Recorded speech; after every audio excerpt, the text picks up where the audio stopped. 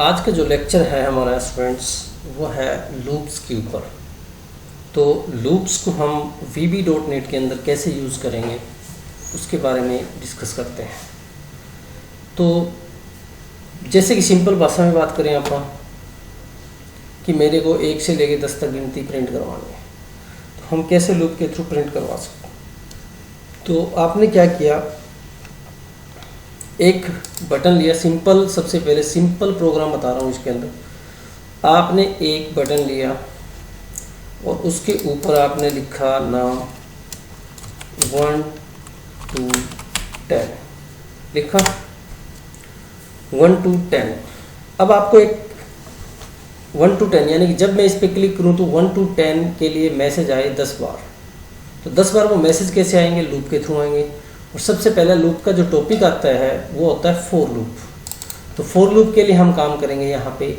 तो for loop के बारे में जैसे आपने पढ़ा है C++ में वैसे ही है, बस लिखने का थोड़ा सा सिंटैक्स है वो थोड़ा सा चेंज है इसका। तो हम कैसे उसके ऊपर काम करेंगे, बटन की क्लिक पे लूप्स को यूज़ कैसे करेंगे।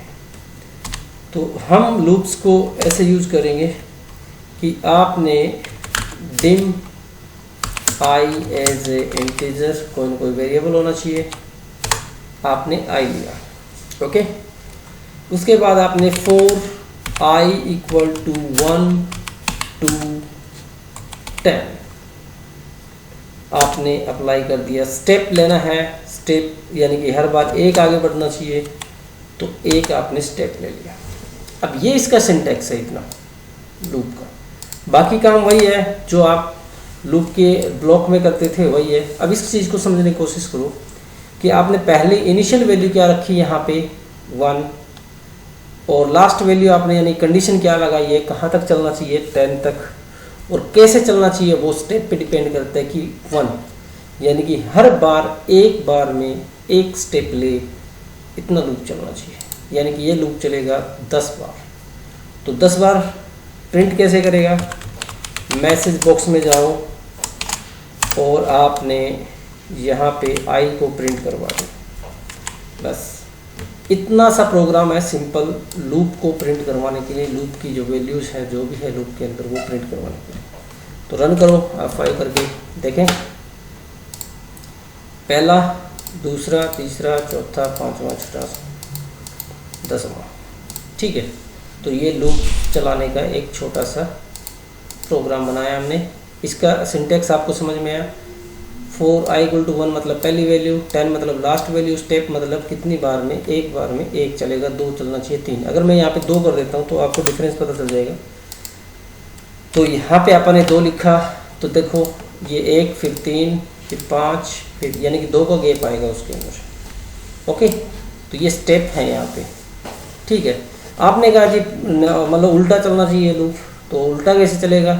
तो ये भी आप अभी सीख ही लेते हैं। 10 to 1 और माइनस में कितना चला दिया आपने 1, यानी कि रिवर्स में चलेगा लूप। अब ये देखो 10 9 8 7 4 1, ठीक है। तो ये रिवर्स में भी चल गया लूप आपका, और आपका 1 to 10 भी चल गया। अब ये बात आती है, इसके बारे में थोड़ा सा कुछ लिख देते हैं हम यहाँ पे। ये तो 1 लिख दिया मैंने, ये 10 लिख दिया मैंने, और यहाँ पे 1।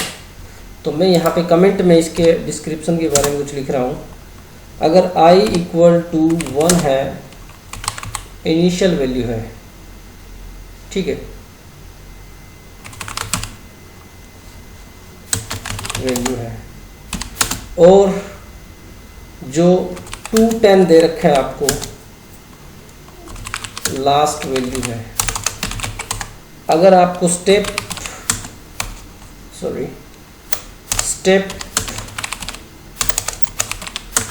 1 दे रखा है, यानी कि इंक्रीमेंट और डिक्रीमेंट है, तो ये तरीका रहेगा इसको प्रिंट करवाने का, ओके। ये तो उसमें आ रहा था। अब आपने कहा कि लेबल में आना चाहिए, यानी कि जैसे ही क्लिक करूं तो लेवल पे 1 to 10 आ जाए। तो वो उसके लिए हम कैसा प्रोग्राम बनाएंगे वो सीखने हैं अब। 1 to 10, अब आपने एक लेवल लेना है यहाँ पे, ये आपने लेवल ले लिया, ठीक है। यहाँ पे ऐसे 1 to 10 आना चाहिए। सिंपल प्रोग्राम में ये थोड़ा ऐड कर लेते हैं आप इसके अंदर। आपने ये लिखा, okay, I as a integer, ठीक है, आई एज ए इंटीजर। उसके बाद आपने क्या लिखा यहाँ पे, आई, यानी कि आपने लूप चलाया। पहले लेबल की वैल्यू सेट कर दो, लेबल 1 डॉट टेक्स्ट, ठीक है, level 1 dot text equal to blank, हमने उसको रख दिया, ओके, ब्लैंक रखा। फिर आपने लूप चलाया for I equal to 1 to 10, step आपने 1 ले लिया, ठीक है, 1 ले लिया। अब आपने क्या किया कि लेबल के अंदर आई को ऐड करना है, तो label 1 dot text and equal to I, ठीक है, ये आ गया। अब आपको करना क्या है, स्पेस आना चाहिए बीच में, तो स्पेस ऐड कर देते हैं। Label 1 dot text and equal, space देके कोमा लगा दो, फिर एक स्पेस हो जाएगा, ताकि आपको सेपरेटली दिखाई दे कि हम वैल्यू कैसे प्रिंट करवा रहे हैं, ठीक है। तो अब आपने क्या किया, 5 किया, अब 5 किया तो ये देखो आपके पास 1 to 10 वैल्यू आ गई। थोड़ा इसको जूम कर देता हूँ, जूम का मतलब इसका साइज बढ़ा देते हैं आप, इसकी प्रॉपर्टीज में जाके, ओके, टाइम्स रोमन रेगुलर की बोल्ड साइज बढ़ा देंगे, ठीक है। अब आपने F5 किया, क्लिक किया, तो ये देखो आपके पास 1 to 10 वैल्यूज आ चुकी है using for loop. Simple for loop था, लेबल के अंदर हमने वैल्यू को प्रिंट करवा दिया, ठीक है। चलो इस बेस पे एक प्रोग्राम और बनाते हैं कि आप एक टेक्स्ट बॉक्स में वैल्यू लोगे और जो वैल्यू डालोगे उसकी टेबल प्रिंट हो जानी चाहिए, ठीक है। तो इस केस में हमने क्या किया, यहाँ पे लिख दो टेबल, प्रिंट टेबल, ये टेबल है, यानी कि यहाँ पे टेबल प्रिंट होनी चाहिए, ओके, ठीक है। उसके बाद एक टेक्स्ट बॉक्स ले लेते हैं, आपने एक टेक्स्ट बॉक्स यहाँ पे लिख दिया, एक लेबल ले लेते हैं और लेबल आपने लिया यहाँ से,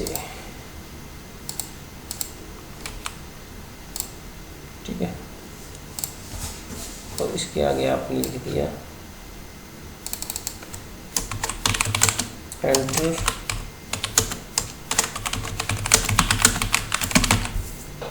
table, enter any number for table, इसको मल्टीपल कर दो ताकि आप इसको थोड़ा सा,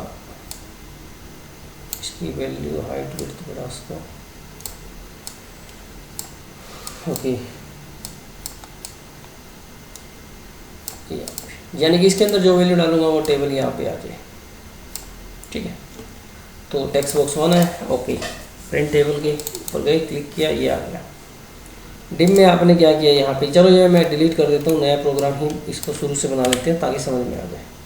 बटन पे क्लिक करने के बाद यहाँ पे आए, डिम आई लूप के लिए, टी टेबल के लिए, और नंबर जो अपन ने वैल्यू का निकालना है उसके लिए एज ए इंटीजर, ठीक है। आपने नंबर इक्वल टू वाल टेक्स्ट बॉक्स 1 डॉट टेक्स्ट, ये वैल्यू आपने निकाल ली, ठीक है। अब आपने क्या किया, यहाँ पे सिंपली फॉर लूप चलाया, यहाँ पे for I equal to 1 to 10, ठीक है, 1 to 10, स्टेप आपको 1 लेना है, यहाँ पे 1 ले लिया, ओके, स्टेप 1 हो गया। अब t के पास वैल्यू आएगी यहाँ पे, t इक्वल टू जो नंबर है वो मल्टीप्लाई करवाता रहे, किसके साथ, i के साथ, तो आई नंबर हमारे 5 डाला है तो 5 गुना में 1, 5 गुना में 2, 5 गुना में 3 ऐसे चलता रहेगा और वो बार बार चलेगा।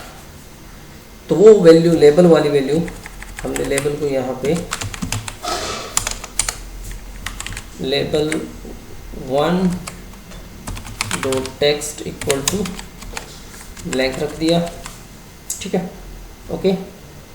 अब अपन क्या किया, वो नंबर जो लेबल के अंदर ऐड कर देते हैं, dot text and equal T, और फिर दोबारा थोड़ा गैप दे दिया अपन ने, text and equal to space. तो ये आपके पास एक छोटा सा प्रोग्राम बनेगा जिससे आप लेबल के अंदर आप टेबल को प्रिंट करवा सकते हो। चलो देखो, मैंने लिखा 6, तो ये देखो 6 की टेबल आ गई। मैंने लिखा 8, देखो 8 की टेबल आ गई। आप कोई भी टेबल लो और प्रिंट करवा सकते हो। ठीक है, तो टेबल भी हम लूप के थ्रू अच्छे से प्रिंट करवा सकते हैं। ये तो बात होगी टेबल की यहाँ पे। ओके, अब हम बात करेंगे नेस्टेड लूप की। ये तो हो गया सिंपल लूप हमारा, कैसे यूज़ करेंगे, क्या प्रोग्राम बनेंगे इसमें। अब नेस्टेड लूप की बात करें तो इसके लिए हमें थोड़ा सा चेंज करना पड़ेगा, न्यू प्रोजेक्ट में जाना पड़ेगा और कंसोल विंडो पे आपको काम करना है। पहले हम विंडो में काम कर रहे थे, अब कंसोल विंडो में काम करना है आपको। अगर आपको नेस्टेड लूप का यूज़ करना है तो कर तो उसी में सकते हैं, बट आउटपुट की बात कर रहा हूँ मैं यहाँ पे। यहाँ पे आपने क्या किया,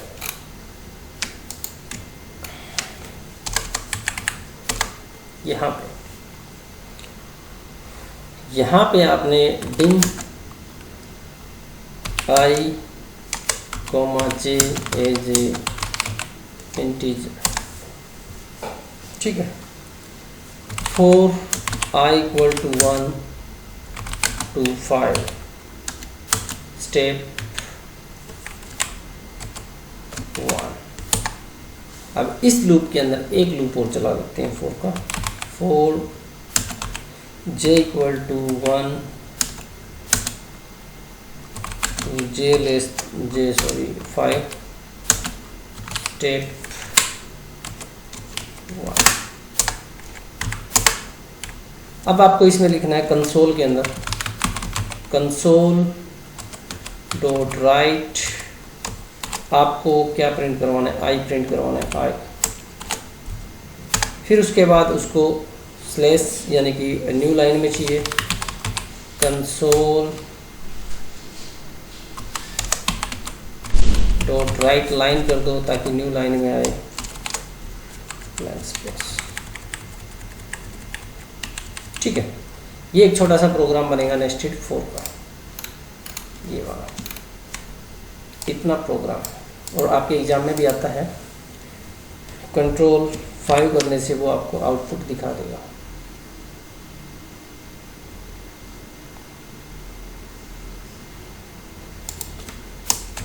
यहाँ पे एक छोटी सी मिस्टेक हुई है, वो मिस्टेक यहाँ पे स्लैश है ना, यानी कि कंसोल नेस्टेड लूप है ना, नेस्टेड लूप में आएगा यहाँ पे। ठीक है,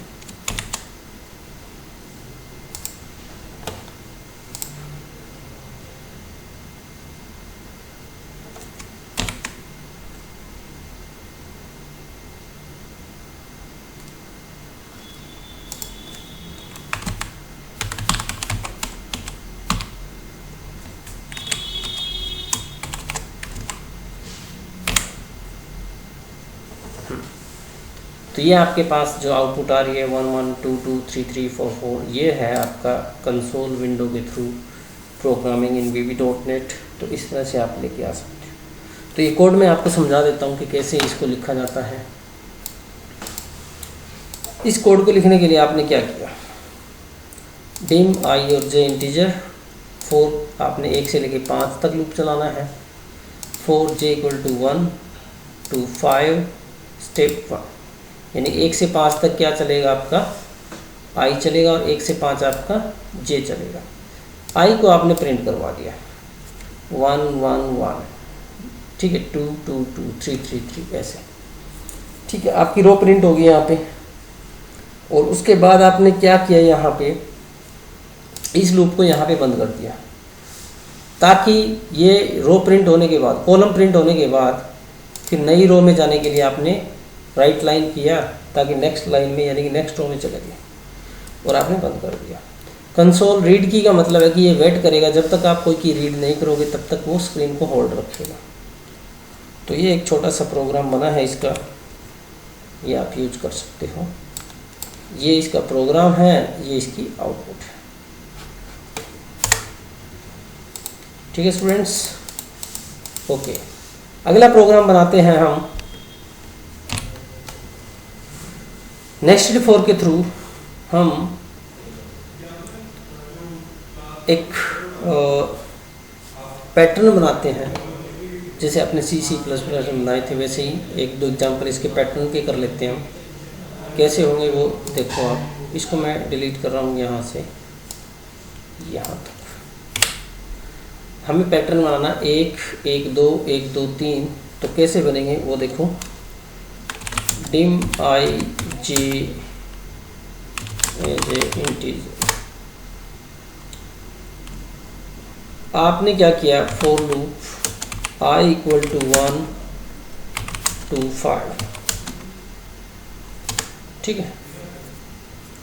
फिर आपने फॉर लूप लगाया j equal to 1 to I, फिर कंसोल डॉट राइट आपने लिखा I को, या जे भी लिख सकते हो आप, जे लिख दो चलो। उसके बाद कंसोल डॉट राइट लाइन, ताकि नेक्स्ट लाइन में आ जाए, और इसके बाहर डॉट रीड की, ताकि वो की को रीड। इस प्रोग्राम का मतलब ये है कि आपके पास I और J की वैल्यू है, तो I 1 से लेके 5 चल रहा है और J 1 से लेके I तक चल रहा है। यानी कि I 1 है तो भी J 1 है, I 2 है तो J क्या रहेगा, 1 से लेके 2 तक चलेगा। I 3 है तो 1 से लेके 3 चलेगा, I 4 है तो J 1 से लेके 4 चलेगा। तो ये एक छोटा सा प्रोग्राम है, देखो रिजल्ट 1 2 1 2 3 1 2 3 4 1 2 3 4 5। तो आपका ये प्रोग्राम है। इस तरीके से आपको लूप को यानी कि नेस्टेड फॉर को आपको यूज करके देखना है। अब आपके पास ये चीज़ यानी कि ये कमांड्स आपने सीख ली नेस्टेड फॉर के अंदर। अब आपको करना क्या है कि ये जो हमारे पास एक्सरसाइज बनाई हुई है फॉर लूप की, 3 क्वेश्चन है, बस ज़्यादा नहीं है, कि VB लोडेड के अंदर फॉर लूप के अंदर प्रोग्राम्स आपको बनाने हैं। तो पहला क्वेश्चन ये है कि write a program print 1 to 100 even numbers, यानी कि 1 से लेकर 100 नंबर तक आपको क्या करवाना है, इवन नंबर प्रिंट करवाना है। फिर आता है आपके पास print simple interest for 3 different person, print simple interest for 3 different person, यानी कि लूप लगा के आपको 3 लोगों का सिंपल इंटरेस्ट निकाल के दिखाना है। प्रिंट एनी 3 पैटर्न्स, आपको कोई भी 3 पैटर्न आपको प्रिंट करवा के दिखाने हैं, चाहे 1 2 1 1 1 2 1 2 3 1 2 3 4 1 2 3 5 ऐसे करके बना दो। जैसे आपको ठीक लगे वैसे पैटर्न आप बना सकते हैं। ठीक है स्टूडेंट्स, आज के लिए इतना ही बहुत है। ओके।